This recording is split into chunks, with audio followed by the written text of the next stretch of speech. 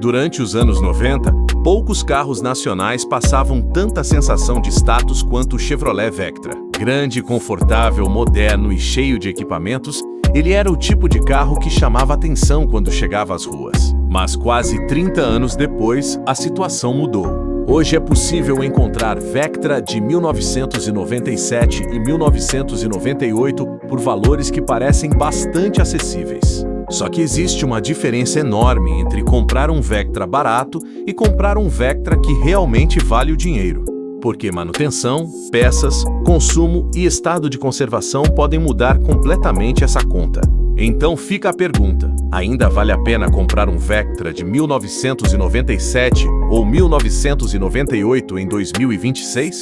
Para descobrir, é preciso voltar aos anos 90. A segunda geração do Vectra chegou ao Brasil em 1996, justamente em uma época de forte concorrência com carros importados. A proposta era clara: oferecer um sedã sofisticado, confortável e tecnológico para os padrões brasileiros. O desenho moderno, com linhas arredondadas e boa aerodinâmica, ajudou a criar uma imagem de carro superior. E o interior seguia a mesma filosofia.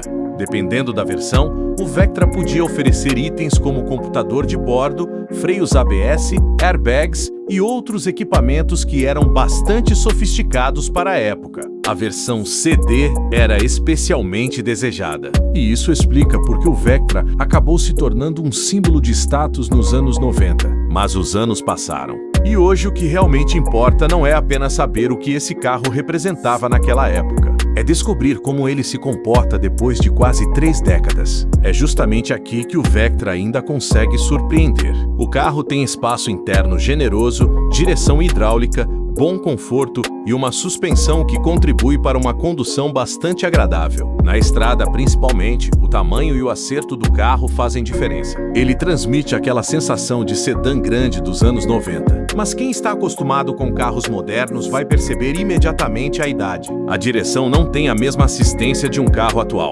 O isolamento acústico é diferente. A tecnologia embarcada é muito mais simples. E os sistemas de segurança também estão muito atrás do padrão atual. Isso não significa que o Vectra seja ruim. Significa apenas que ele precisa ser analisado dentro da época em que foi desenvolvido. E para quem gosta de carros antigos, justamente essa característica pode ser parte da diversão. Só que existe um problema. Tudo isso depende de o carro estar bem cuidado. A situação das peças é relativamente interessante. Componentes mecânicos ainda podem ser encontrados com mais facilidade porque o Vectra teve grande presença no mercado brasileiro e compartilhou peças com outros modelos da Chevrolet. Mas quando o assunto é acabamento, a história muda. Peças internas, detalhes específicos de determinadas versões, componentes originais e alguns acabamentos podem ser mais difíceis de encontrar. E existe uma diferença enorme entre manter um Vectra funcionando e restaurar um Vectra completamente original. A primeira tarefa pode ser relativamente tranquila para quem encontra um bom mecânico. A segunda pode exigir tempo, pesquisa e dinheiro. Por isso, um carro inteiro e original pode valer muito mais a pena do que um exemplar aparentemente barato, mas cheio de adaptações. Também não dá para comprar um Vectra pensando em economia. É um sedã grande, com motores de 2 litros ou mais. Referências de época apontam médias próximas de 9 km por litro na cidade e 12 km por litro na estrada para algumas versões 2.0. Na prática, porém, um carro com quase 30 anos pode apresentar resultados diferentes dependendo do estado do motor, trânsito, combustível e manutenção. Portanto, para quem roda muito todos os dias, o consumo precisa entrar na conta. E quanto custa um Vectra desses? As referências de mercado de 2026 colocam algumas versões de 1998 na faixa aproximada de R$16.000 a R$19.000, dependendo da versão. Mas isso é apenas uma referência. Estado de conservação, originalidade, quilometragem, histórico e região podem mudar bastante o valor. Um Vectra muito bem conservado pode custar mais. E nesse caso, pagar um pouco mais pode ser justamente a melhor decisão. Antes de comprar, vale começar pela carroceria. Observe sinais de batida, diferenças de alinhamento, pintura irregular e ferrugem. Depois,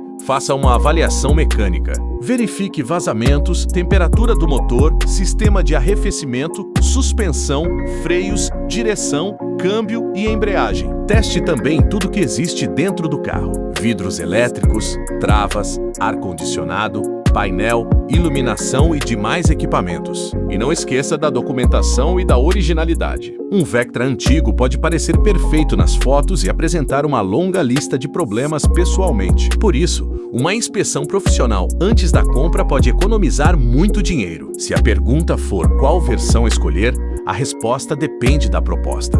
O GL é interessante para quem quer entrar na linha com uma configuração mais simples. O GLS pode ser uma escolha equilibrada para quem procura conforto sem necessariamente buscar toda a complexidade da versão topo. Já o CD é o carro que mais representa a proposta sofisticada do Vectra. Motor 16 válvulas, mais equipamentos e maior apelo entre entusiastas. Mas justamente por isso, um CD maltratado pode exigir mais dinheiro para voltar a ficar realmente bom. Então a lógica precisa ser invertida. Não escolha primeiro a versão, escolha primeiro o estado do carro. Entre um GLS extremamente bem cuidado e um CD cansado, o GLS pode ser uma compra muito melhor. Dá, mas não significa que seja a escolha mais racional. Um Vectra bem mantido consegue viajar com conforto, levar uma família, enfrentar estrada e entregar uma experiência bastante agradável. Mas é preciso lembrar que estamos falando de um carro fabricado no final dos anos 90. Não há a mesma segurança estrutural e eletrônica encontrada em automóveis modernos.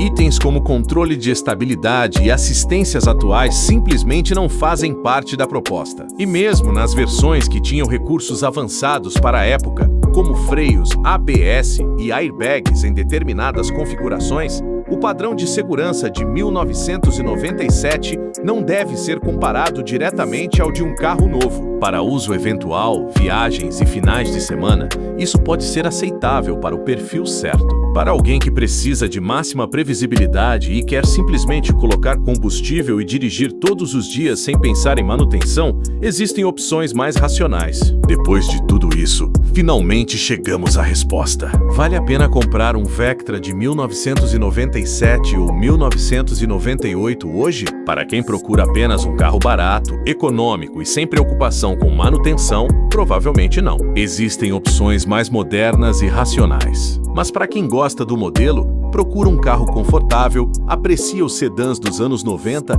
e encontra um exemplar realmente bem conservado. A história é diferente. O Vectra ainda pode entregar espaço, conforto, desempenho e aquela experiência característica de um carro que marcou uma época. A grande questão é não confundir preço baixo com bom negócio. Um Vectra barato e mal cuidado pode custar muito mais depois. Já um exemplar bem mantido pode ser justamente uma das formas mais interessantes de entrar no mundo dos clássicos nacionais. Então, em 2026, o melhor Vectra não é necessariamente o mais completo, nem o mais barato. É simplesmente o mais bem cuidado que couber no orçamento. E talvez seja essa a maior lição para quem pensa em comprar um carro de quase 30 anos. Você colocaria um Vectra de 1997 ou 1998 na garagem hoje? Ou acha que ele funciona melhor como carro de fim de semana? Deixe sua opinião nos comentários. E se você gosta de carros que marcaram época no Brasil,